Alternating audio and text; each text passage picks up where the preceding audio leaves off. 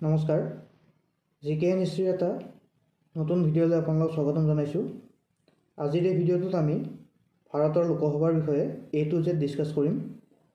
এই ভিডিঅ'টোত লোকসভাৰ হিষ্ট্ৰী, ইয়াৰ গঠন, লোকসভাৰ পাৱাৰ, লোকসভাৰ নিয়ম নীতি, ইলেকশ্যন, লোকসভাত ৰাজ্যসমূহৰ প্ৰতিনিধিত্ব, এই সকলোবোৰ বিষয়ে আমি ডিছকাছ কৰিম। এই ভিডিঅ'টো শেষলৈকে চালে লোকসভাৰ সকলো ধৰণৰ তথ্য আপোনালোকে জানিব পাৰিব। ভাৰতৰ সংবিধানৰ আৰ্টিকল 79 পাৰ্ট 5 দি ইউনিয়ন অনুসৰি ভাৰতৰ পাৰ্লিয়ামেণ্ট ভাৰতৰ ৰাষ্ট্ৰপতি আৰু পাৰ্লিয়ামেণ্টৰ দুখন হাউচ লোকসভা আৰু ৰাজ্যসভাৰ দ্বাৰা গঠিত। এই দুখন হাউচৰ লোকসভাক নিম্ন সদন আৰু ৰাজ্যসভাক উচ্চ সদন বুলি কোৱা হয়।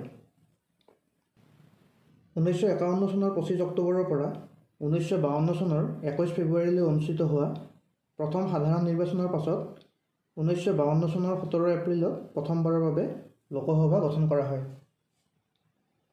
ভাৰতৰ লোকসভাখনক হাউচ অৱ দ্য পিপল বা লোৱাৰ হাউচ বুলি কোৱা হয় আৰু লোকসভাৰ মেম্বাৰসকলক জনসাধাৰণে ভোটিঙৰ জৰিয়তে 5 বছৰৰ কাৰণে নিৰ্বাচিত কৰে আৰু মেম্বাৰসকল পাৰ্লিয়ামেণ্ট হাউচৰ লোকসভাৰ চেম্বাৰত বহে, যি নিউ দিল্লীত অৱস্থিত।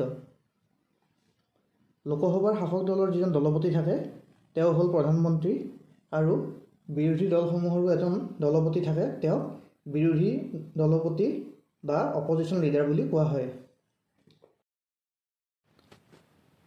ভাৰতীয় সংবিধান অনুসৰি লোকসভাৰ মেক্সিমাম আসন হ'ল 552খন আৰু ইয়াৰ 530খন চিট আহে ভাৰতৰ ৰাজ্যসমূহৰ পৰা আৰু 20খন আসন আহে কেন্দ্ৰীয় শাসিত প্ৰদেশ বা ইউনিয়ন টেৰিটৰিজৰ পৰা আৰু বাকী থকা দুজন সদস্য ভাৰতৰ ৰাষ্ট্ৰপতিয়ে নমিনেট কৰে এংলো ইণ্ডিয়ান কমিউনিটিৰ পৰা। কিন্তু 2020 চনৰ জানুৱাৰী মাহত ভাৰতীয় সংবিধানৰ 104 সংখ্যক সংশোধনীৰ জৰিয়তে এই এংলো ইণ্ডিয়ানৰ নমিনেশ্যন প্ৰথা সম্পূৰ্ণৰূপে বিলুপ্ত কৰা হয়। গতিকে টোটেল আসনৰ সংখ্যা হয় 550খন। এই 550খন আসনৰ ভিতৰত 131খন চিট ৰিজাৰ্ভ থাকে, য'ৰ 84খন আসন চিডিউল কাষ্ট আৰু 47খন আসন চিডিউল ট্ৰাইবৰ বাবে সংৰক্ষিত হয়। আৰু ইলেকশ্যনৰ পাছত মেম্বাৰসকলে প্ৰথমখন মিটিঙৰ পাছৰ পৰা নেক্সট 5 বছৰলৈ লোকসভাৰ মেম্বাৰ হৈ থাকে। যদি দেশত কোনো ইমাৰ্জেঞ্চি চিটুৱেশ্যন আহে তেতিয়া এই কাৰ্যকাল কেতিয়াবা বাঢ়িব পাৰে বা কেতিয়াবা মেক্সিমাম 6 মাহলৈ কমিব পাৰে। প্ৰতি 10 বছৰৰ অন্তৰালত লোকসভা সমষ্টিসমূহৰ সীমা পুনৰ নিৰ্ধাৰণ কৰা হয় ভাৰতৰ লোকপিয়লৰ ওপৰত ভিত্তি কৰি। এই সীমা নিৰ্ধাৰণ কৰে ভাৰতৰ সীমা নিৰ্ধাৰণ আয়োগ বা ডিলিমিটেশ্যন কমিশ্যন অফ ইণ্ডিয়াৰ দ্বাৰা। 2011 চনত শেষৰবাৰৰ বাবে এই সীমা নিৰ্ধাৰণ কৰা হৈছিল। লোকসভাৰ আসনসমূহৰ বাবে যি নিৰ্বাচন হয় সেই নিৰ্বাচন ভাৰতৰ ইলেকশ্যন কমিশ্যনৰ দ্বাৰা পৰিচালনা কৰা হয়।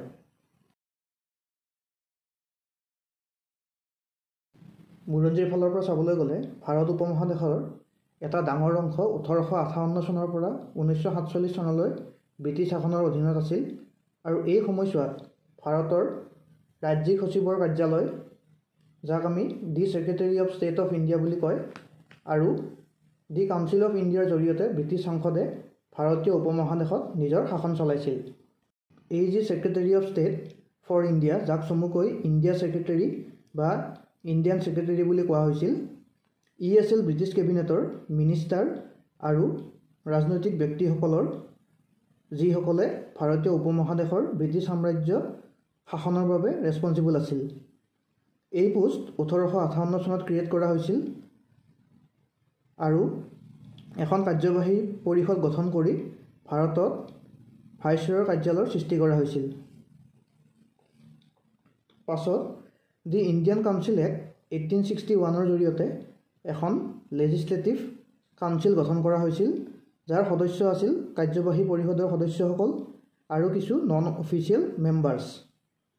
তাৰ পাছত ইণ্ডিয়ান কাউন্সিল এক্ট 1892ৰ জৰিয়তে ব্ৰিটিছ ভাৰতৰ প্ৰত্যেকখন ৰাজ্যতে বিধায়িনী দল স্থাপন কৰা হয় আৰু লেজিছলেটিভ কাউন্সিলৰ বা বিধান পৰিষদৰ ক্ষমতা আগতকৈ বৃদ্ধি কৰা হয়।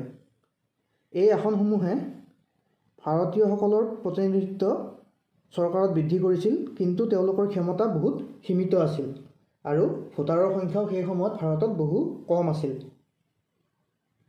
তাৰ পাছত আহে দি ইণ্ডিয়ান কাউন্সিল এক্ট 1909, যাৰ জৰিয়তে কিছু ভাৰতীয়ক বিভিন্ন পৰিষদত অন্তৰ্ভুক্ত কৰা হৈছিল, আৰু ইয়াৰ পাছত the government of India act 1919ত প্ৰশাসনত ভাৰতীয়সকলৰ অংশগ্ৰহণ আৰু অধিক বৃদ্ধি কৰা হয় আৰু চেণ্ট্ৰেল লেজিছলেটিভ এছেম্বলি বা কেন্দ্ৰীয় বিধানসভাৰ সৃষ্টি কৰা হৈছিল, যাৰ বাবে 1927 চনত নিউ দিল্লীত সংসদ ভৱন নিৰ্মাণ কৰি মুকলি কৰা হৈছিল।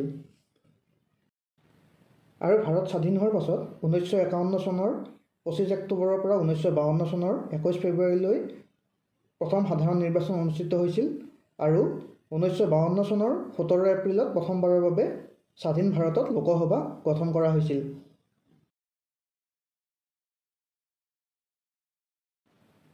ভাৰতীয় সংবিধানৰ article 84 under part 5 the union অনুসৰি লোকসভাৰ সদস্য হ'ব লাগিলে তেওঁ ভাৰতীয় নাগৰিক হোৱাটো বাধ্যতামূলক, আৰু দ্বিতীয়তে তেওঁৰ বয়স মিনিমাম 25 বছৰ হ'ব লাগিব।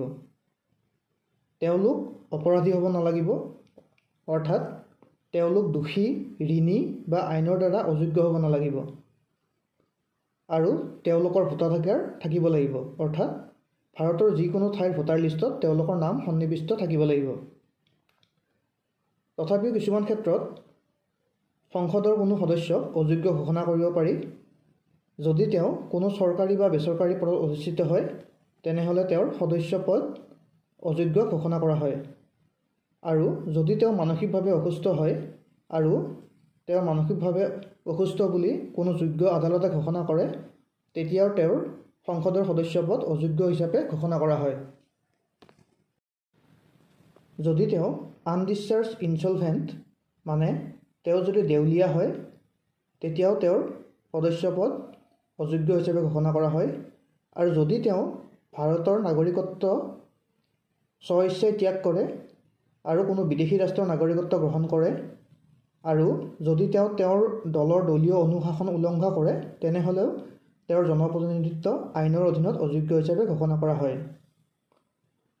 ভাৰতীয় সংবিধানৰ আৰ্টিকল 101 পাৰ্ট 5 দি ইউনিয়ন অনুসৰি এজন সদস্য একে সময়তে ভাৰতৰ দুয়োখন সংসদৰ সদস্য হ'ব নোৱাৰে, অৰ্থাৎ একোজন সদস্য একে সময়তে ভাৰতৰ লোকসভা আৰু ভাৰতৰ ৰাজ্যসভাৰ সদস্য হ'ব নোৱাৰে। ঠিক তেনেদৰে একেজন সদস্যই একে সময়তে ভাৰতৰ পাৰ্লিয়ামেণ্ট আৰু ৰাজ্যৰ বিধানসভাৰ সদস্য হ'ব নোৱাৰে।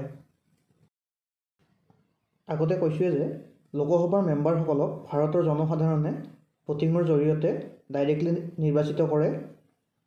প্ৰতিখন ৰাজ্যতে ভাৰতীয় সংবিধানৰ দুটা বিধানৰ অধীনত যিবোৰ লোকসভা সমষ্টি আছে, সেই সমষ্টিসমূহ ভাগ কৰা হয়। তাৰে প্ৰথমটো হ'ল প্ৰতিখন ৰাজ্যৰ লোকসভাৰ আসন ইয়াৰ জনসংখ্যাৰ ৰেচিঅ' অনুসৰি দিয়া হয়। সকলো ৰাজ্যতে এই ৰেচিঅ' যিমান পাৰি একে ৰখা হয়, কিন্তু 60 লাখতকৈ কম জনসংখ্যা থকা ৰাজ্যৰ ক্ষেত্ৰত এই নিয়ম প্ৰযোজ্য নহয়। 1976 চনৰ সাংবিধানিক সংশোধনীৰ অধীনত প্ৰতিখন ৰাজ্যৰ আসনৰ সংখ্যা ফিক্স কৰা হৈছিল।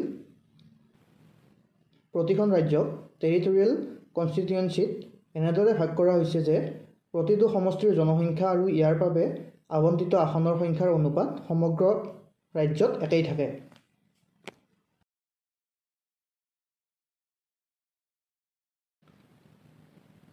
ভাৰতৰ দুয়োখন সদনৰ ভিতৰত ভাৰতৰ নিম্ন সদন অৰ্থাৎ লোকসভাৰ ক্ষমতা ৰাজ্যসভাতকৈ বেছি। তেনেবোৰ ক্ষমতাৰ ভিতৰত চৰকাৰৰ বিৰুদ্ধে অনাস্থা প্ৰস্তাৱ অকল লোকসভাতহে উত্থাপন আৰু গৃহীত কৰিব পাৰি। সংখ্যাগৰিষ্ঠ ভোটত এই প্ৰস্তাৱ গৃহীত হ'লে প্ৰধানমন্ত্ৰী আৰু তেওঁৰ মন্ত্ৰী পৰিষদে পদত্যাগ কৰিব লাগে, আৰু এনে প্ৰস্তাৱৰ ওপৰত ৰাজ্যসভাৰ কোনো ক্ষমতা নাই, কাৰণ ভাৰতীয় সংবিধান অনুসৰি কেন্দ্ৰীয় মন্ত্ৰী পৰিষদ কেৱল লোকসভাৰ প্ৰতিহে দায়বদ্ধ বা ৰেছপন্সিবল।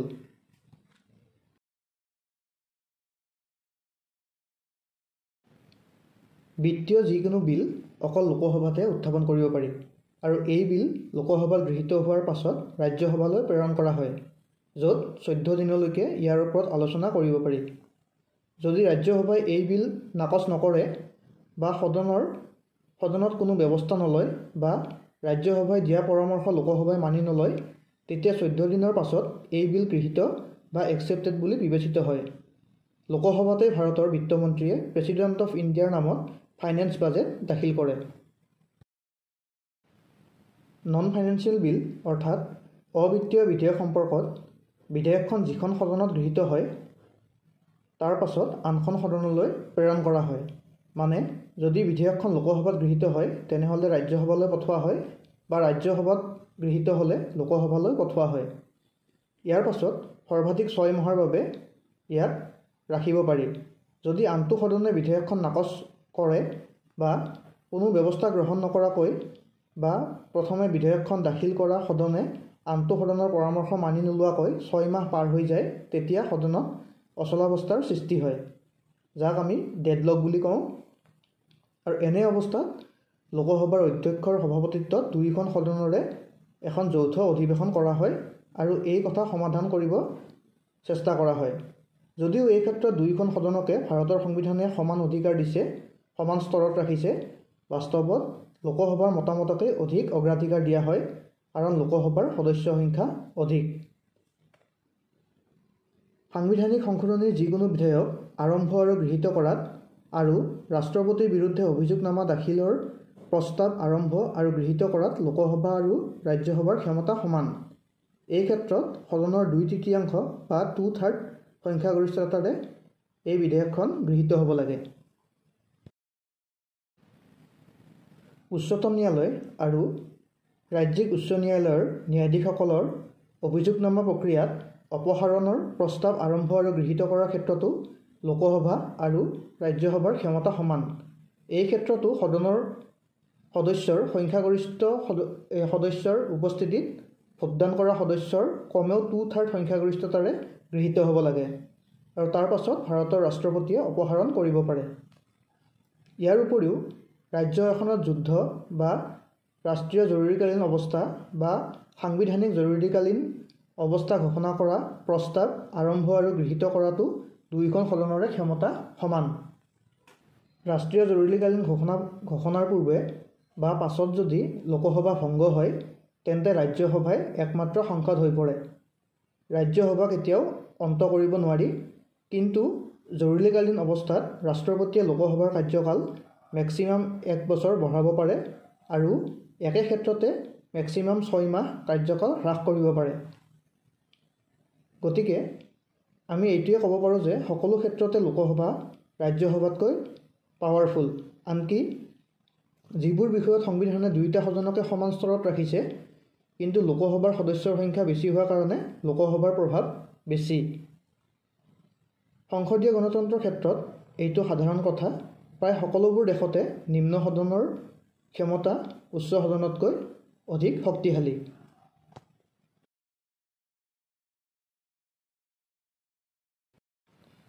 যি সময়ছোৱাত সদনে নিজৰ কাম চলাবলৈ বৈঠকত মিলিত হয় সেই সময়ছোৱাক অধিৱেশন বোলা হয়। এই যি অধিৱেশন হয় এই অধিৱেশনৰ মাজত 6 মাহতকৈ বেছি ব্যৱধান থাকিব নোৱাৰে। গতিকে বছৰত কমেও দুবাৰকৈ সংসদৰ অধিৱেশন হ'ব লাগে। ভাৰতৰ লোকসভাত এবছৰত 3টা অধিৱেশন বা ছেছন অনুষ্ঠিত হয়। সেইকেইটা হ'ল বাজেট ছেছন, যিটো ফেব্ৰুৱাৰীৰ পৰা মে' মাহৰ ভিতৰত হয়, মনচুন ছেছন, যিটো জুলাইৰ পৰা ছেপ্টেম্বৰৰ মাজত হয়, আৰু এটা হ'ল উইণ্টাৰ ছেছন, যিটো নৱেম্বৰৰ পৰা ডিচেম্বৰৰ মাজভাগলৈ অনুষ্ঠিত হয়। অধিৱেশনৰ সময়ত লোকসভাৰ বৈঠক সাধাৰণতে পুৱা 11 বজাৰ পৰা বিয়লি 2 বজালৈ অনুষ্ঠিত হয় আৰু 2 বজাৰ পৰা আবেলি 6 বজালৈ অনুষ্ঠিত হয়। তদুপৰি কিছুমান বৈঠক কোনো ধৰণৰ ব্ৰেক নোহোৱাকৈও অবিৰতভাৱে চলি থাকে সদনৰ কামৰ ওপৰত নিৰ্ভৰ কৰি। প্ৰতিখন লোকসভাৰ বৈঠকৰ প্ৰথম ঘণ্টাটোক কুৱেশ্যন আৱাৰ বুলি কোৱা হয়। এই সময়ছোৱাত সদস্যসকলে প্ৰশাসন আৰু চৰকাৰী বিভিন্ন দিশৰ ওপৰত মন্ত্ৰীসকলক প্ৰশ্ন সুধিব পাৰে আৰু এই প্ৰশ্নৰ উত্তৰ দিয়াৰ পাল পৰা প্ৰতিজন মন্ত্ৰীয়ে থিয় হৈ নিজৰ বিভাগৰ ওপৰত কৰা প্ৰশ্নসমূহৰ উত্তৰ দিব লাগে। লোকসভাত যি প্ৰশ্ন সোধা হয় সেই প্ৰশ্ন তিনি প্ৰকাৰৰ থাকে: ষ্টেয়াৰ্ড বা তাৰকাযুক্ত, আনষ্টেয়াৰ্ড বা তাৰকাহীন আৰু শ্বৰ্ট ন'টিছ। তাৰকাযুক্ত মানে হ'ল আমি যিটো এষ্ট্ৰিক চাইন ব্যৱহাৰ কৰোঁ সেইটো, আৰু সেইটো দেখিলে গম পোৱা যায় যে এইটো ষ্টেয়াৰ্ড কুৱেশ্যন। এনেকুৱা প্ৰশ্নবোৰ হ'ল যাৰ উত্তৰ মৌখিকভাৱে দিব লাগে আৰু প্ৰশ্নবোৰৰ আগত এষ্ট্ৰিক চাইন ব্যৱহাৰ কৰা হয়। আৰু আনষ্টেয়াৰ্ড বা তাৰকাবিহীন প্ৰশ্নৰ উত্তৰ মৌখিকভাৱে দিয়া নহয়। এই প্ৰশ্নৰ উত্তৰ লিখিতভাৱে দিব লাগে। আৰু তাৰকাযুক্ত বা তাৰকাবিহীন প্ৰশ্নৰ বাবে ন্যূনতম জাননী বা ন'টিছৰ সময়সীমা হ'ল 10 দিন। যদিহে জাননীত দিয়া প্ৰশ্নসমূহ অধ্যক্ষই স্বীকাৰ কৰে তেন্তে সেইবোৰ তালিকাভুক্ত কৰি প্ৰশ্নৰ বিষয়বস্তুৰ লগত জড়িত মন্ত্ৰালয়ত পঠোৱা হয়। ষ্টেয়াৰ্ড বা আনষ্টেয়াৰ্ড প্ৰশ্নৰ বাবে যি ন্যূনতম 10 দিনৰ সময়সীমা থাকে সেই সময়সীমা শ্বৰ্ট ন'টিছ কুৱেশ্যনৰ বাবে প্ৰযোজ্য নহয়।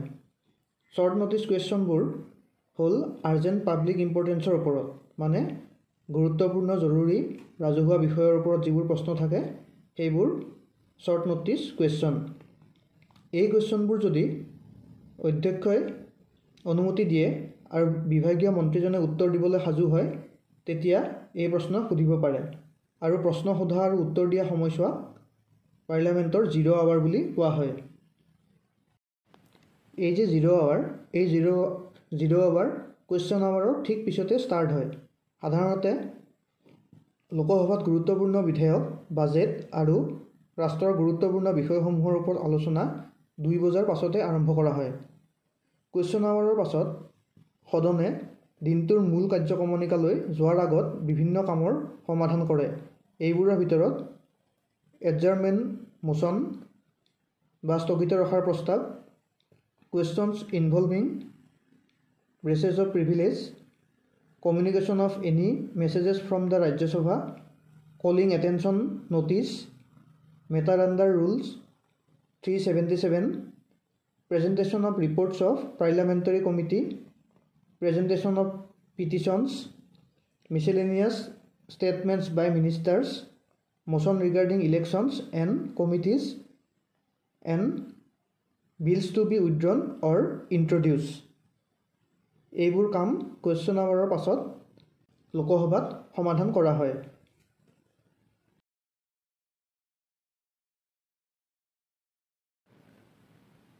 লোকসভাৰ দিনটোৰ মূল বিষয়বস্তু কোনো বিল বা বিত্তীয় বিলৰ বিবেচনা বা কোনো প্ৰস্তাৱ উত্থাপন বা বিবেচনা কৰা হ'ব পাৰে। লেজিছলেটিভ প্ৰপ'জেলছ বা বিধানসভাৰ প্ৰস্তাৱ বিধেয়কৰ ৰূপত কোনো মন্ত্ৰী বা ব্যক্তিগতভাৱে কোনো সংসদৰ সদস্যই আগবঢ়াব পাৰে। যদি কোনো মন্ত্ৰীয়ে এই প্ৰস্তাৱ আগবঢ়ায় তেনেহ'লে ইয়াক চৰকাৰী বিধেয়ক বা গভৰ্ণমেণ্ট বিল বুলি কোৱা হয়। আৰু ব্যক্তিগতভাৱে কোনো সদস্যই আগবঢ়ালে ইয়াক ব্যক্তিগত সদস্য বিধেয়ক বা প্ৰাইভেট মেম্বাৰ্ছ বিল বুলি কোৱা হয়। প্ৰতিখন বিল গৃহীত হোৱাৰ আগতে 3টা পৰ্যায়ৰ মাজেৰে পাৰ হয় আৰু এই প্ৰত্যেকটো পৰ্যায়কে ৰিডিং বুলি কোৱা হয়। কোনো এখন বিধেয়ক আইন ৰূপত প্ৰতিষ্ঠা কৰিবলৈ ইয়াক লোকসভা আৰু ৰাজ্যসভা 2টা সদনতে গৃহীত হ'ব লাগে আৰু তাৰ পাছত ভাৰতৰ ৰাষ্ট্ৰপতিয়ে ইয়াত সন্মতি জনাব লাগে। বাৰ্ষিক সাধাৰণ বাজেট আৰু ৰেল বাজেট উত্থাপন কৰা, ইয়াৰ ওপৰত আলোচনা কৰা আৰু ইয়াৰ ওপৰত ভোটিং কৰা হ'ল লোকসভাৰ ফাইনেন্সিয়েল বিজনেছ। বাজেট উত্থাপনৰ পাছত ফাইনেন্সিয়েল বিল গৃহীত কৰা এটা বহুত দীঘলীয়া আৰু কঠিন প্ৰক্ৰিয়া, আৰু এই প্ৰচেছটোৱে প্ৰতি বছৰে সংসদৰ বাজেট অধিৱেশনৰ সময়ত আটাইতকৈ বেছি সময় লোৱা দেখা যায়।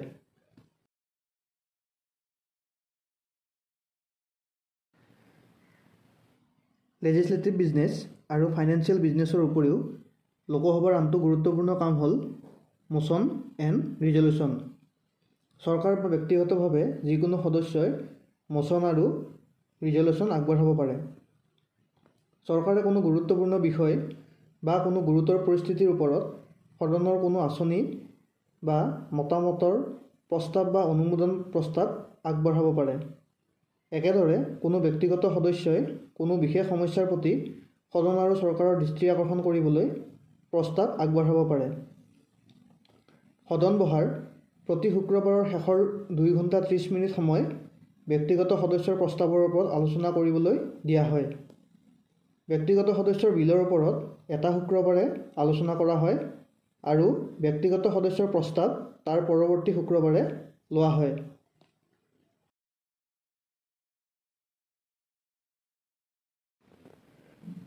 পাৰ্লিয়ামেণ্টাৰী কমিটি 2খন সদনৰ সদস্যৰে গঠিত এখন কমিটি। বিধেয়ক বা আইন সংশোধনী কৰাৰ ক্ষেত্ৰত এই কমিটিতে প্ৰথম আলোচনা আৰু বিতৰ্ক কৰা হয়।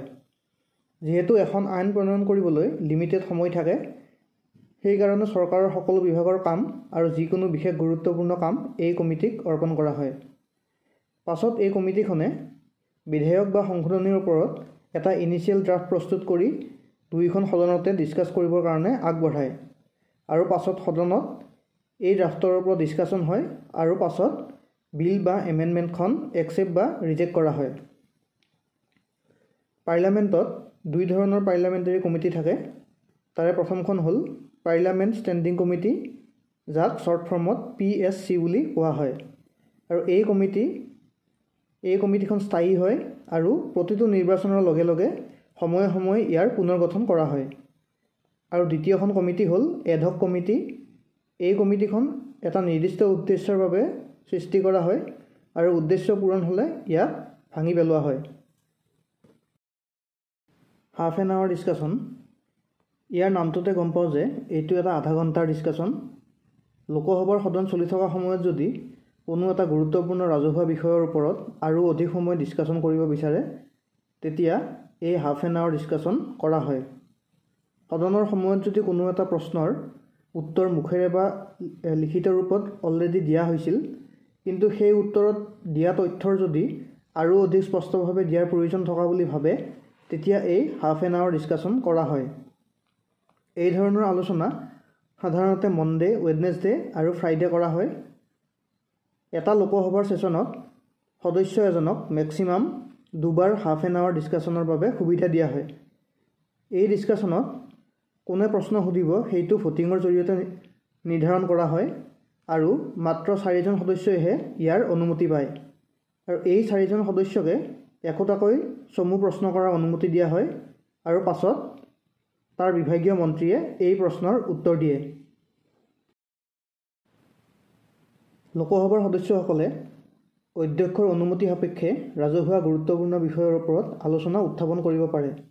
এনে আলোচনা সপ্তাহত 2 দিন হ'ব পাৰে আৰু এনে আলোচনাত কোনো আনুষ্ঠানিক প্ৰস্তাৱ উত্থাপন কৰা নহয় আৰু এনে আলোচনাৰ ওপৰত কোনো ভোটিং নহয়।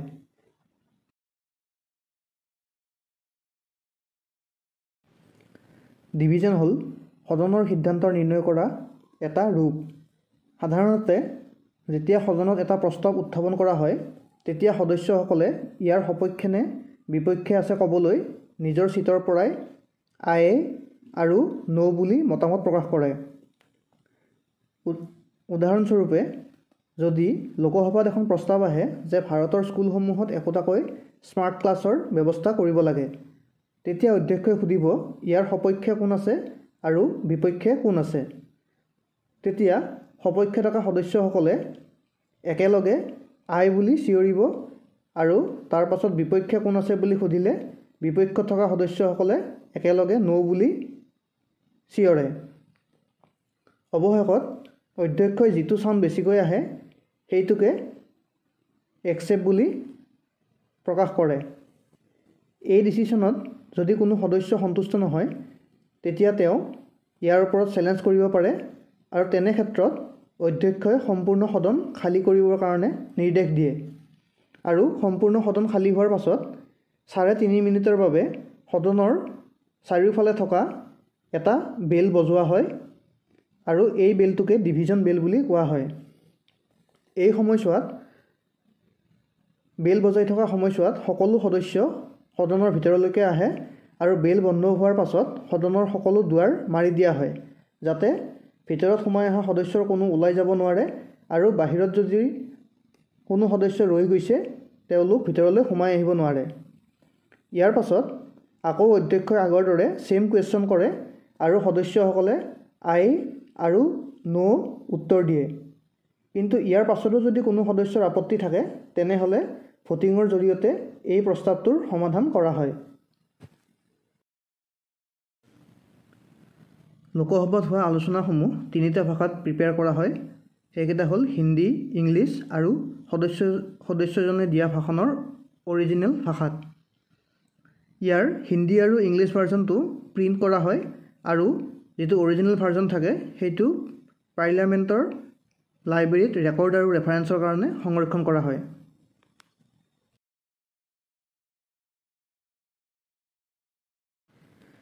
ভাৰতীয় সংবিধানৰ আৰ্টিকল 93 মতে লোকসভাত এজন স্পীকাৰ আৰু এজন ডেপুটি স্পীকাৰ থাকে।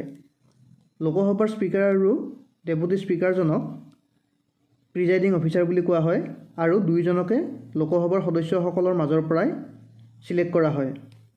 যদি কোনো স্পীকাৰ বা ডেপুটি স্পীকাৰক অপসাৰণ কৰিব লাগে তেনেহ'লে ভাৰতীয় সংবিধানৰ আৰ্টিকল 94ত কেইটামান নিয়ম আছে। সেইকেইটা হ'ল যদি তেওঁ লোকসভাৰ সদস্য হোৱা বন্ধ কৰে, যদি তেওঁলোকে স্বইচ্ছাই ৰিজাইন দিয়ে আৰু সদনত প্ৰস্তাৱ উত্থাপন কৰি সংখ্যাগৰিষ্ঠতাৰে গৃহীত কৰি লোকসভাৰ যিকোনো এজন স্পীকাৰ বা ডেপুটি স্পীকাৰক অপসাৰণ কৰিব পাৰি। লোকসভাৰ স্পীকাৰজনে হাউচৰ ডিচিপ্লিন আৰু ডেকৰাম মেইনটেইন কৰি ৰাখে আৰু কোনো সদস্য যদি ৰুলৰ বিৰুদ্ধে আচৰণ কৰে তেতিয়া তেওঁক পানিছ কৰে। স্পীকাৰে নিয়ম অনুসৰি অনাস্থা প্ৰস্তাৱ, স্থগিত ৰখাৰ প্ৰস্তাৱ ইত্যাদি বিভিন্ন ধৰণৰ প্ৰস্তাৱ আগবঢ়াই নিয়াৰ অনুমতি দিয়ে। সদনৰ বৈঠকৰ সময়ত আলোচনাৰ বাবে লোৱা কাৰ্যসূচীৰ বিষয়ে অধ্যক্ষই সিদ্ধান্ত লয়। আইনগত ব্যৱস্থাৰ ক্ষেত্ৰত দুয়োখন সদনৰ মাজত মতানৈক্যৰ সৃষ্টি হ'লে আহ্বান কৰা যৌথ বৈঠকৰ লোকসভাৰ অধ্যক্ষই সভাপতিত্ব কৰে। 52nd কনষ্টিটিউশ্যন এমেণ্ডমেণ্ট বা 52 সংখ্যক সংবিধান সংশোধনীৰ পাছত লোকসভাৰ অধ্যক্ষই কোনো সদস্যক দলত্যাগ কৰাৰ দোষত অযোগ্য ঘোষণা কৰিব পাৰে।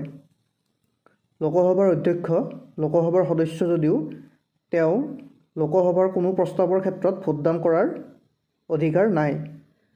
যদি ভোটৰ ৰিজাল্ট টাই হয় তেতিয়াহ'লে তেওঁ ভোটদান কৰে, কিন্তু আজিলৈ লোকসভাত অধ্যক্ষই ভোটদান কৰিব লগা হোৱা নাই।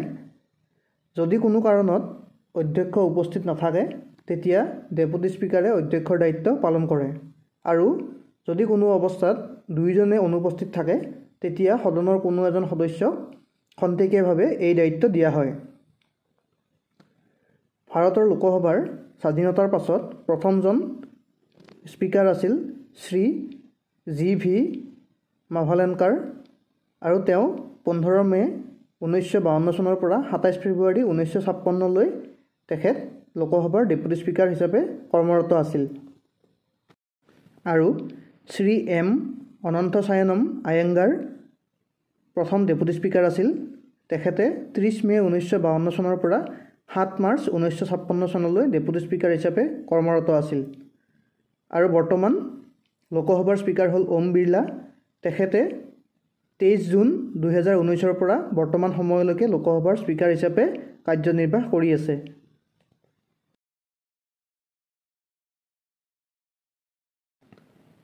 প্ৰথম লোকসভা জেনেৰেল ইলেকশ্যন হৈছিল 1951-52 চনত আৰু লাষ্ট ইলেকশ্যন হৈছে 2024 চনত। লোকসভাৰ গোটেইবোৰ আসনৰ বাবে গোটেই দেশতে কেইবাটাও ফেজত ইলেকশ্যন অনুষ্ঠিত কৰা হয় আৰু ভাৰতত এই ইলেকশ্যন অনুষ্ঠিত কৰে ইলেকশ্যন কমিশ্যন অফ ইণ্ডিয়াই। ভোট গণনাৰ পাছত সংখ্যাগৰিষ্ঠ দলটোৱে চৰকাৰ গঠনৰ বাবে ৰাষ্ট্ৰপতিক অনুৰোধ জনায়। লোকসভাত আটাইতকৈ বেছি আসন পোৱা দলেই চৰকাৰ গঠন কৰিব নোৱাৰে। চৰকাৰ গঠন কৰিবলৈ লোকসভাৰ টোটেল আসনৰ আধাতকৈ এখন হ'লেও আসন বেছি পাব লাগে।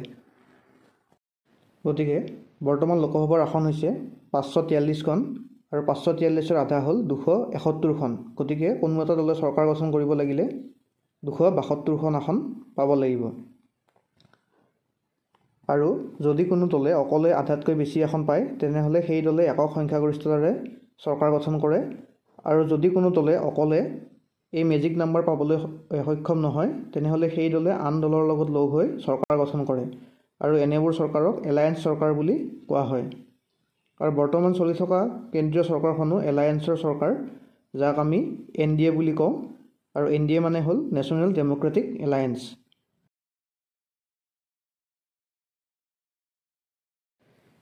বৰ্তমান লোকসভাৰ আসন হ'ল 543খন, আৰু একক সংখ্যাগৰিষ্ঠতাৰে চৰকাৰ গঠন কৰিবলৈ হ'লে যিকোনো এটা দলক 272খন আসন লাগে।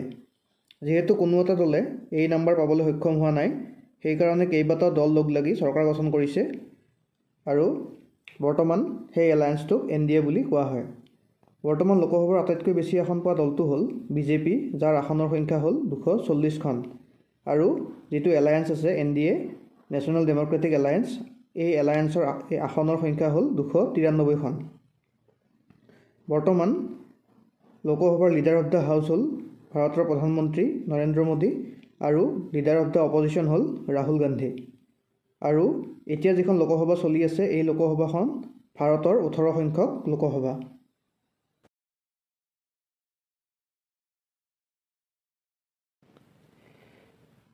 বৰ্তমান লোকসভাৰ আসনৰ 524খন আসন আহে ভাৰতৰ 28খন ৰাজ্যৰ পৰা, আৰু বাকী থকা 19খন আসন আহে 8খন ইউনিয়ন টেৰিটৰিজ বা কেন্দ্ৰীয় শাসিত প্ৰদেশৰ পৰা।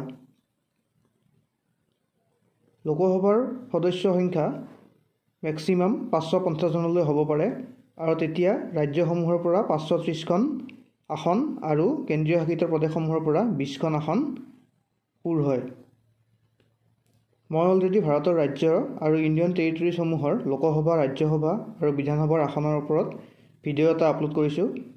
আপোনালোকে আই বটনটোত তাৰ লিংক পাই যাব, নহ'লে চেনেলৰ ভিডিঅ' ছেকশ্যনলৈ গৈ আপোনালোকে সেই ভিডিঅ'টো চাব পাৰিব।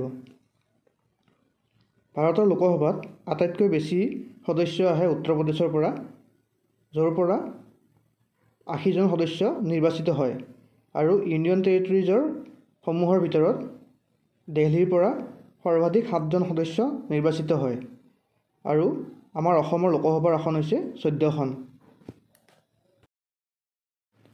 গতিকে ভাৰতৰ লোকসভা ভাৰতৰ জনসাধাৰণে ডাইৰেক্টলি 5 বছৰৰ কাৰণে ভোটিঙৰ জৰিয়তে নিৰ্বাচিত কৰে, আৰু ভাৰতৰ মন্ত্ৰীসভা লোকসভাৰ প্ৰতি দায়বদ্ধ হোৱাৰ কাৰণে, আৰু লোকসভাৰ সদস্য সংখ্যা অধিক হোৱাৰ কাৰণে লোকসভাৰ ক্ষমতা ৰাজ্যসভাতকৈ অধিক। আশা কৰোঁ আপোনালোকে এই ভিডিঅ'টো চাই ভাল পালে আৰু ইয়াৰ পৰা উপকৃত হৈছে। ধন্যবাদ।